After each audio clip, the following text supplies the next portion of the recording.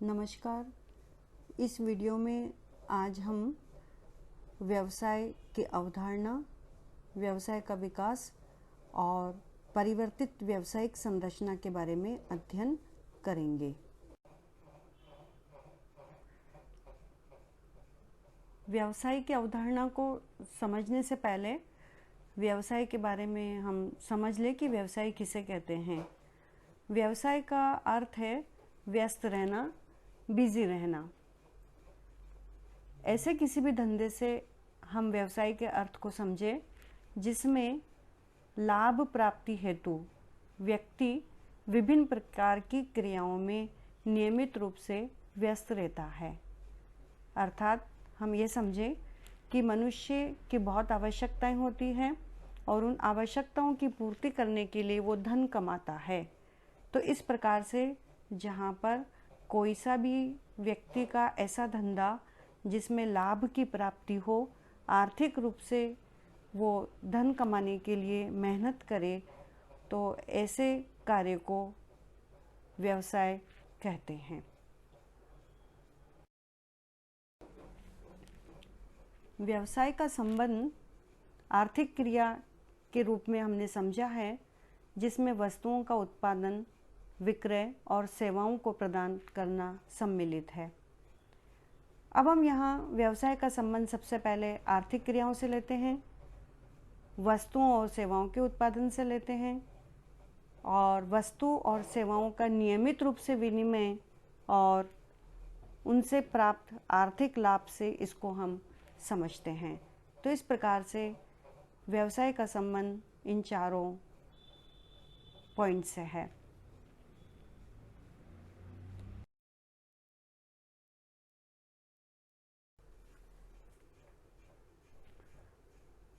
भारत की व्यावसायिक विकास के बारे में हम पढ़ेंगे।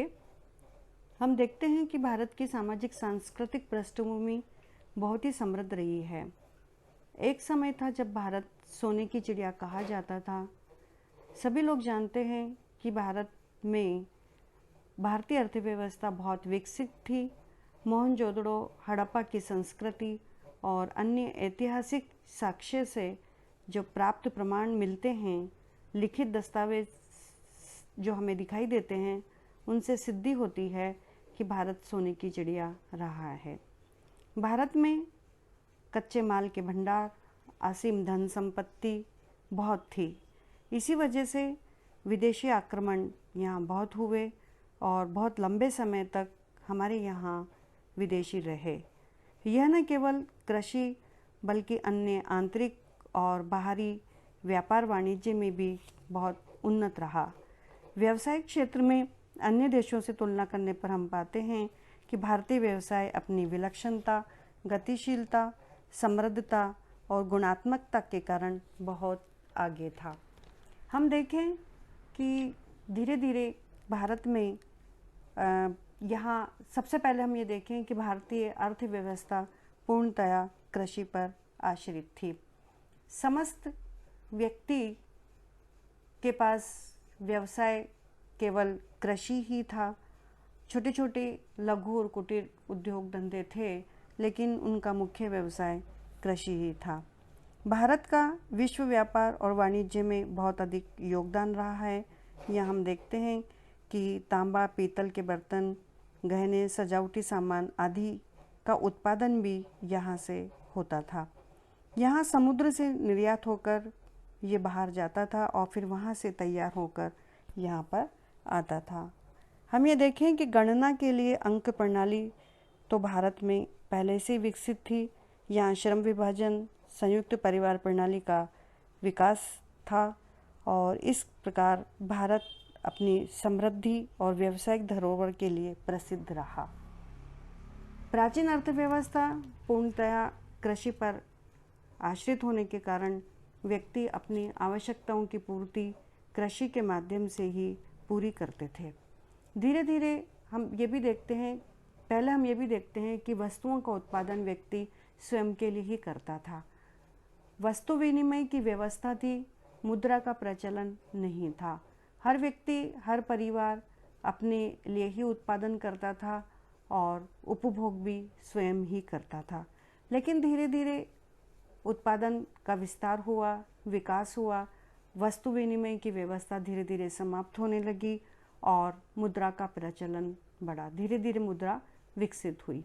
तो इस तरह से हम देखते हैं कि जब मुद्रा का प्रचलन बढ़ा तो फिर और लघु उद्योग और बड़े बड़े उद्योगों का जन्म हुआ। तो इस प्रकार से भारतीय अर्थव्यवस्था बहुत ही, हम देखें कि बहुत ही यहाँ समृद्ध रही है।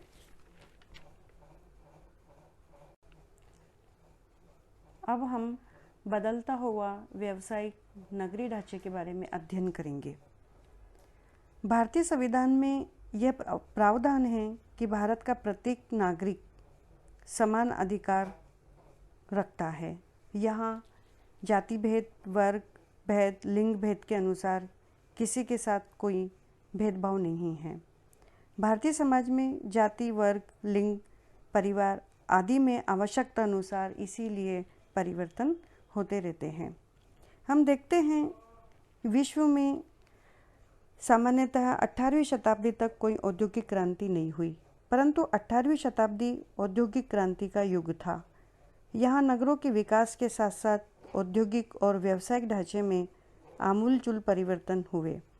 औद्योगिक क्रांति ने समाज के मूल परंपरागत व्यावसायिक ढांचे को परिवर्तित कर दिया। बड़े बड़े कारखाने, मिल, फैक्ट्री आदि की स्थापनाओं ने व्यक्तियों को नगर में रोजगार दिए। व्यक्तियों की प्रतिष्ठा का आधार धन शक्ति बना, जिसे वर्ग के नाम से जानते हैं। इसी वर्ग की भावना ने आगे चलकर समाज का विकास किया। जाति व्यवस्था और नगरीय व्यावसायिक ढांचा, स्तरीकरण के दो मुख्य आधार हैं, जाति और वर्ग। नगर हमेशा सभ्यता और संस्कृति के केंद्र रहे हैं, उद्योग और व्यवसायों के केंद्र स्थल रहे।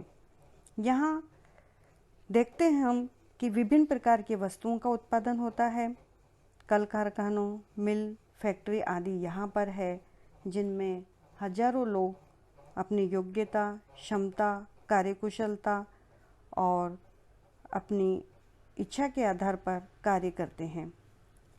औद्योगिकरण के कारण नगर व्यावसायिक मंडी बन गए हैं। जातिगत व्यवसाय जो पहले परंपरागत था, अब वो नहीं रहा है। योग्यता और कुशलताओं के आधार पर व्यक्ति कार्य करता है। यह स्तरीकरण का आधार अब जाति न होकर वर्ग व्यवस्था है। हम देखें कि परंपरागत जो व्यवसाय होते थे, जैसे पिता कारपेंटर है तो बेटा भी कारपेंटरी करता था।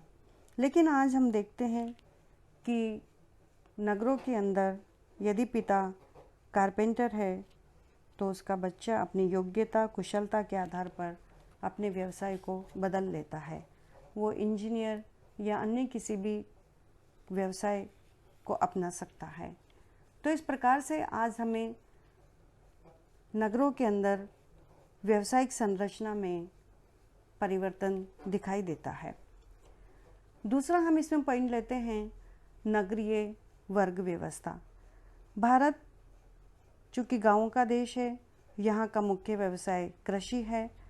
सामंतवादी समाज में मूलतः दो वर्ग थे, एक तो जमींदार और दूसरा श्रमिक। ध्यान दीजिए, सामंतवादी समाज में मूलतः दो वर्ग थे, एक जमींदार और दूसरा श्रमिक। जमींदार जो भूमि का मालिक होता था और श्रमिक जो श्रम बेचकर अपनी रोजी रोटी कमाता था। ठीक इसके विपरीत हम नगरों में देखें कि नगर में कृषि मुख्य व्यवसाय नहीं है। यहाँ उद्योग और अन्य प्रकार के व्यवसाय हमें मुख्य दिखाई देते हैं। तो औद्योगिकरण और नगरीकरण ने, अर्थात हम यूँ कहें कि यंत्रीकरण ने नगर के व्यावसायिक ढांचे को बदल दिया है। यहाँ व्यक्ति अपनी योग्यता और कुशलता से अपना जीविका उपार्जन करता है। तो इस प्रकार से नगरों के अंदर आज हमें जाति के स्थान पर वर्ग व्यवस्था दिखाई देती है।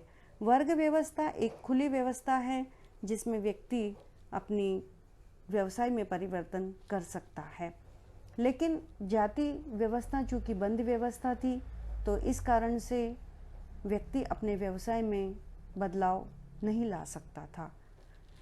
अगला पॉइंट हम लेते हैं लिंग व्यवस्था और व्यावसायिक संरचना। बदलती हुई व्यावसायिक नगरीय ढांचे का प्रभाव हमें लिंग व्यवस्था पर दिखाई देता है। हम देखते हैं कि भारत में लिंग असमानता रही है। यहाँ पर पुरुष घर के बाहर काम करता था, रोजगार के लिए घर से बाहर निकलता था, लेकिन महिलाएं घर की चार दीवारी के अंदर ही रहकर घरेलू कार्य किया करती थी। लेकिन आज हम देखते हैं कि नगरों के अंदर इस प्रकार की व्यवस्था नहीं है। अब यहाँ पर महिलाएं भी स्वतंत्र हो गई है और घरेलू कार्य के साथ साथ वो आर्थिक लाभ कमाने के लिए घर से बाहर जाने लगी है। अब स्त्री और पुरुषों में हमें कोई भेद दिखाई नहीं देता है। यहाँ हम देखते हैं कि महिलाएं भी पुरुषों के बराबरी का कार्य करती है। प्राचीन सामाजिक व्यवस्था में तो महिलाएं घर से बाहर नहीं निकलती थी। ऐसा जरूर था कि कृषि कार्य करने के लिए जो बुजुर्ग महिला होती थी वो घर से बाहर कृषि कार्य में सहयोग करती थी, लेकिन ये वहाँ का श्रम विभाजन था कि पुरुष आर्थिक उपार्जन हेतु कार्य करे और महिला जो है बच्चों का पालन पोषण और घर की व्यवस्था देखे। लेकिन आज नगरों में हमें इससे विपरीत व्यवस्था दिखाई देती है। अब मात्र महिलाएं ही घरेलू कार्य नहीं करती है, बल्कि पुरुष भी महिला के साथ घरेलू कार्य करने में अपना योगदान देता है और दोनों स्त्री और पुरुष दोनों आर्थिक उपार्जन के लिए कार्य करते हैं। तो इस प्रकार से हम देखते हैं कि आज नगरों के अंदर लिंग व्यवस्था में काफ़ी परिवर्तन आया है। अगला हम इसमें पॉइंट लेते हैं परिवार व्यवस्था और व्यावसायिक संरचना। बदलती हुई व्यावसायिक नगरीय ढांचे का प्रभाव हमें परिवार पर दिखाई देता है। हम देखते हैं कि आज नगरों में एकाकी परिवार ज़्यादा है। यहाँ नारी और पुरुषों की समान स्थिति है। रोज के कार्यों में हमें अंतर दिखाई देता है, इनकी दिनचर्या में अंतर दिखाई देता है। परिवार में बच्चों की संख्या कम है और यहाँ परिवार के अंदर तनाव और तलाक जैसी प्रवृत्तियाँ भी हमें दिखाई देती है। परंपरागत पेशे से दूरी भी हमें नगरीय परिवारों में दिखाई देती है। नगरीय परिवार के सदस्यों में परंपरागत कार्य और पेशे के प्रति आज हमें उदासीनता दिखाई देती है। हम देखते हैं कि परंपरागत हुनर जैसे सिलाई, कढ़ाई, बुनाई, कुकिंग और अन्य हस्तशिल्प कलाएं आज नगरों के अंदर ख़त्म हो रही है। पहले ये सारी व्यवस्थाएं, हस्तशिल्प कलाएं परिवार के अंदर पाई जाती थी। यहाँ की महिलाएं सिलाई, कढ़ाई, बुनाई, कुकिंग आदि कार्य करती थी, लेकिन आज हमें इसका प्रभाव परिवार पर कम दिखाई देता है। यहाँ नगरों के अंदर हम ऐसा देखते हैं कि जो इस कार्य में माहिर है वो उसको व्यवसाय के रूप में उन्होंने अपना लिया है। नगरीय परिवार का कार्य आज अन्य एजेंसी भी करने लगी है, जैसे वुमेन हॉस्पिटल्स खुल गए हैं जो महिलाओं से संबंधित इलाज करते हैं। हम देखते हैं कि ग्रामों में या पहले इस प्रकार के कार्य परिवार ही करते थे, लेकिन आज इस प्रकार का कार्य वुमेन्स हॉस्पिटल करते हैं। बच्चों की देखरेख पहले परिवार के सदस्य ही किया करते थे, क्योंकि संयुक्त परिवार होते थे और संयुक्त परिवार के अंदर ही बच्चों का पालन पोषण बहुत आसानी से परिवार के सदस्यों के द्वारा ही कर लिया जाता था। महिलाएं घर के काम करती थी और जो बुजुर्ग होते थे वो बच्चों की देखरेख करते थे। लेकिन हम आज देखते हैं कि शहरों के अंदर चूँकि एकाकी परिवार है, संयुक्त परिवार की व्यवस्था नहीं है, इसलिए ये भी देखते हम कि महिला जब बाहर कार्य करने के लिए जाती है तो बच्चों की देखरेख करने के लिए बेबी सीटर या झूला घर खुल गए हैं। वहाँ महिलाएं अपने बच्चों को रखती है और वो बेबी सीटर जो है बच्चों की देखभाल करते हैं। इसी प्रकार से आज हम नगरों के अंदर यह भी देखते हैं कि बड़े बड़े होटल और रेस्टोरेंट्स खुल गए हैं, जहाँ पर महिलाएं और पुरुष बच्चे खाना खा लेते हैं या फिर ऑनलाइन घर पर ही उनका भोजन आ जाता है।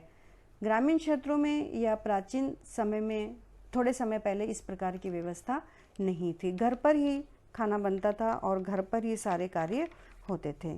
तो इस प्रकार से हम देखते हैं कि नगरों के अंदर इन सभी में बहुत अधिक अंतर आया है। जाति व्यवस्था में परिवर्तन आया है, वर्ग व्यवस्था और लिंग व्यवस्था में भी परिवर्तन आया है और पारिवारिक व्यवस्था भी आज हमें बदलती हुई नज़र आती है। विशेषकर हम ये देखें कि संयुक्त परिवार के स्थान पर नगरों के अंदर एकाकी परिवारों की स्थापना हुई है और इसी कारण से यहाँ व्यवसाय भी बदला है। तो इस तरह से व्यवसाय का प्रभाव इन सभी पर पड़ा है।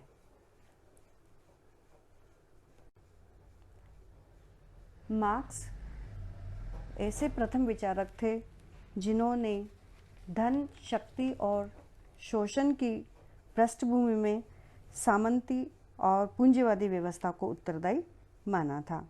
उन्होंने ये कहा था कि समाज में आज जो परिवर्तन आ रहा है वो आर्थिक स्थिति के कारण आ रहा है। वैसे तो हम यदि भी देखते हैं, मार्क्स ने ये कहा था कि हर समाज के अंदर शोषक और शोषित दो वर्ग रहे हैं। वो शोषक और शोषित दो वर्ग कुल मिला के हम ये देखें कि उन अर्थ के कारण इस प्रकार की व्यवस्था बनी थी और इसी वजह से इसी कारण मैक्स वेबर ने भी इसी प्रकार की अवधारणा बतलाई है, इसी प्रकार का उल्लेख किया है। मैक्स वेबर कहते हैं कि सामाजिक अवधारणा का मुख्य आधार आर्थिक स्थिति है। शक्ति, संपत्ति और प्रतिष्ठा, इसके आधार पर समाज में व्यक्ति को सम्मान प्राप्त होता है।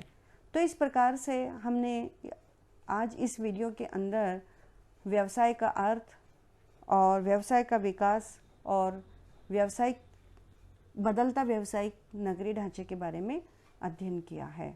धन्यवाद।